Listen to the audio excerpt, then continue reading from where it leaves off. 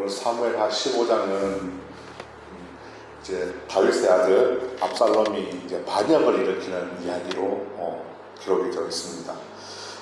이제 드디어 2년 만에 압살롬은 아버지 다윗을 만나서 그런 눈물겨운 재회를 합니다. 그러나 2년 동안 아들 압살롬은 아버지에 대해서 반감을 키워왔습니다. 15장에 이제 들어서서 이제 압살롬은 준비를 합니다. 반역을 일으키기 위해서 자기를 위하여 군대를 준비하고 아침 일찍부터 성문에서 오고 가는 사람들에게 환심을 사면서 차근차근 이제 반역을 준비하는 장면입니다. 오늘 1절을 보시게 되면 이렇게 얘기합니다. 그 후에 압살롬이 자기를 위하여 병거와 말들을 준비하고 호위병 50명을 그 앞에 세우느니라 했습니다. 2절에는 압살롬이 일찍 일어나서 성문 길 곁에 서서 지나가는 사람들에게 이제 말을 겁니다. 왕에게 재판을 청하러 오는 사람들에게 아무나 붙잡고 이제 말을 걸죠. 이렇게 얘기합니다. 이보시오, 당신은 어느 지파 사람입니까? 하고 이제 물어보고 나는 이스라엘의 어느 지파 사람입니다 하고 이렇게 사람들이 대답을 하면은 이렇게 얘기합니다. 그 사람에게 이제 당신의 말을 제대로 들어주고 판결을 해줄 그럴 만한 왕이 여기에는 없습니다 하고 이제 얘기를 해주죠. 만약에 내가 여기에 재판관이 되면은 내가 판결을 제대로 해줄 텐데 하면서 사람들을 막 현혹시킵니다. 그리고 이제 민심을 자기 쪽으로 이제 끌어들이는 그런 노력을 하면서 백성들의 마음을 자기 편으로 만들기 위해서 열심히 아침부터 부지런히 이제 그런 일을 합니다. 그렇게 이제 압살롬은 반역을 하기 위해서 오랫동안 4년이라는 시간 동안 준비를 하게 됩니다. 그 민심을 자기 쪽으로 모으는 일을 하게 됐죠. 그러니까 반역을 오랫도록 철저하고 세밀하게 준비를 합니다. 오늘 4절에서 6절을 다시 한번 보시겠습니다. 또 압살롬이 이러기를 내가 이 땅에서 재판관이 되고 누구든지 송사나 재판할 일이 있어 내게로 오는 자에게 내가 정의를 베풀기를 원하노라 하고 사람이 가까이 와서 그에게 절하려 하면은 압살롬이 손을 펴서 그 사람을 붙들고 그에게 입을 맞추니 이스라엘 무리 중에 왕께 재판을 청하러 오는 자들마다 압살롬의 행함이 이와 같아서 이스라엘 사람의 마음을 압살롬이 훔치니라 그랬습니다. 이 백성들은 압살롬의 이런 행동에 정말로 감동을 받기에 충분했을 것입니다. 사람을 대할 때 압살롬 이렇게 대한답니다.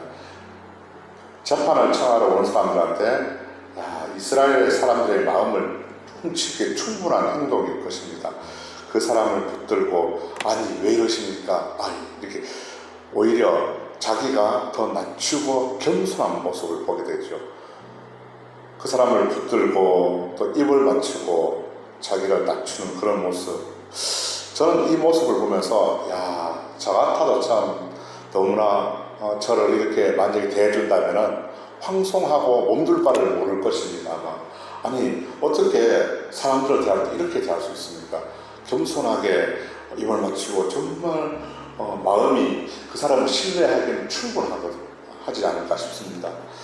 저 같아도 이렇게 해준다면 너무나 감격스럽지 않을까 한번 생각을 해봤습니다. 그러니까 상대방에 대해서 사랑과 존경을 표시하고 대접받는 기분이 들겠죠. 그렇게 압살롬은 이제 민심을 차근차근 자기 쪽으로 이제 얻는 그런 일을 합니다. 그러고 나서 이제 마침내 헤브론에서 반란을 일으킬 새로운 정부를 세우게 됩니다. 그 이야기가 이제 7절부터 12절까지가 나오는데요. 이제 옛날에 사극에 보면은 왕궁에 반란이 일어나게 되면은 큰 일이 일어나죠. 바로 이제 비바람이 치고 피바람이 불고 이런 무서운 일을 이제 겪게 될 것인데 그런 것처럼 이제 반란이 일어나게 되면은 많은 사람들이 피를 보게 되고 순환을 당하게 될 것입니다. 고통을 당하게 되고 피 흘리는 그런 대참사가 일어날 것이 분명하죠. 오늘 10절에 보면은 이렇게 얘기합니다.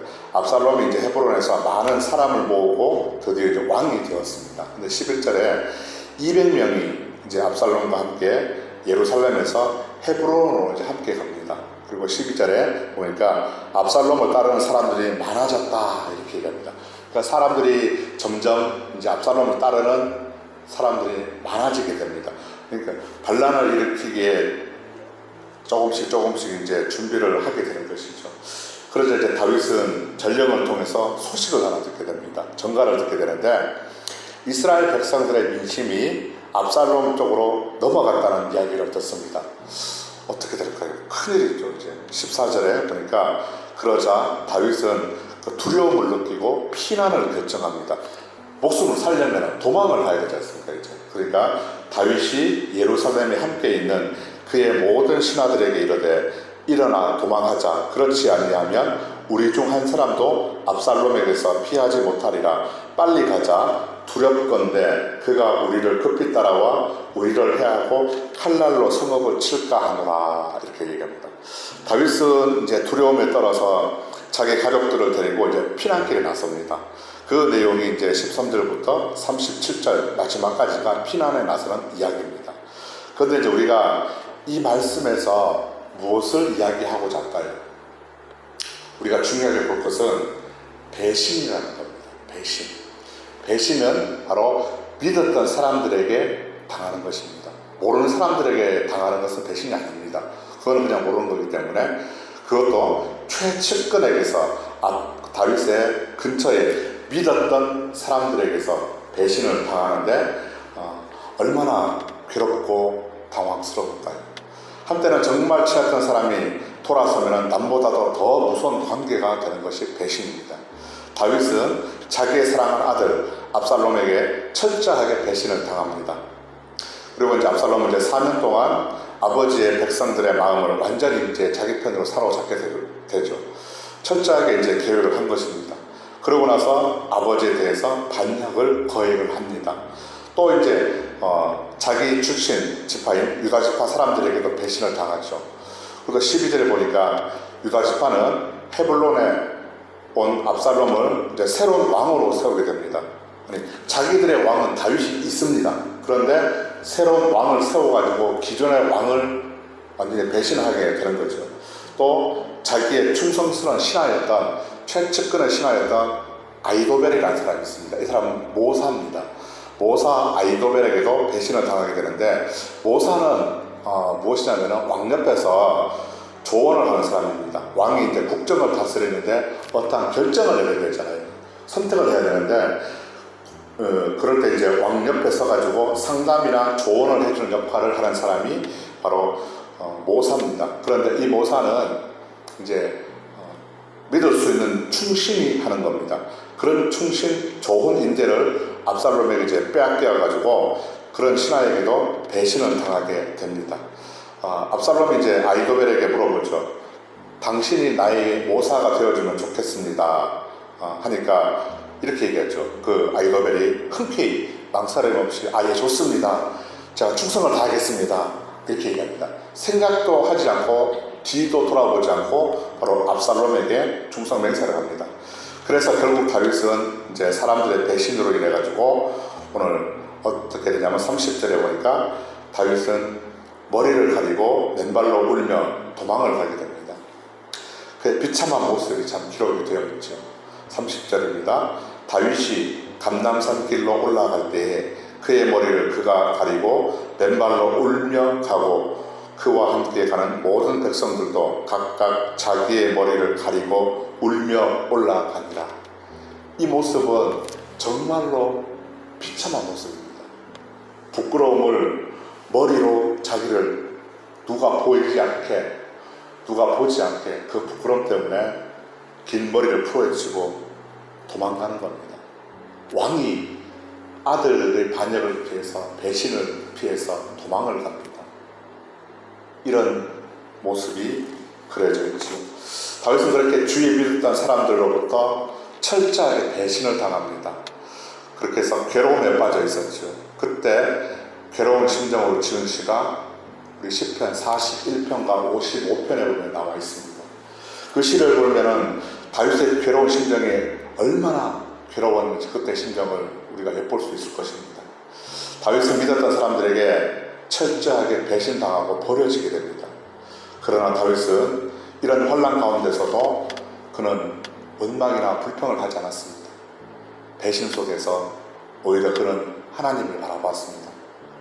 그는 결코 낙심하거나 불평하지 않고 미래에 하나님이 자신을 반드시 건져주실 것을 믿고 승리의 찬양을 하는 모습을 보게 됩니다.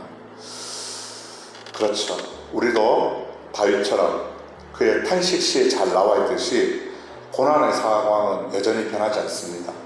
그러나 다윗은 항상 하나님의 승리를 확신하고 믿었습니다.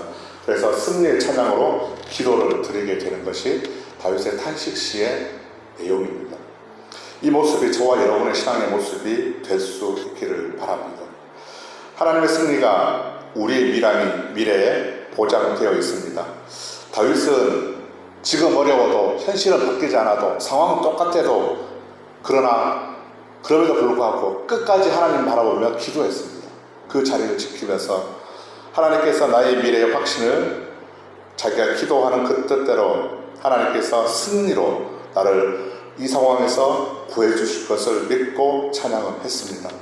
지금 저와 여러분의 현실이 고통 가운데 있거나 아니면 믿음의 시험 가운데 있다면 믿음의 승리를 내다보는 이 다윗 왕의 굳센 이 신앙을 우리가 기억할 수 있기를 소망합니다. 시험이나 고난은 언젠가는 끝이 나고 다 지나갑니다. 그때까지 필요한 것이 무엇일까요? 인내입니다. 인내는 쓰고 열매는 달다는 말이죠. 그때까지 우리는 버티고 끝까지 기도하며 인내하는 것입니다. 어려움은 그렇게 다 지나가고 후에는 우리가 하나님을 찬양하며 또 고백하는 그날이 반드시 가까이 올 줄로 믿습니다. 그날을 소망하고 기다리는 소망합니다.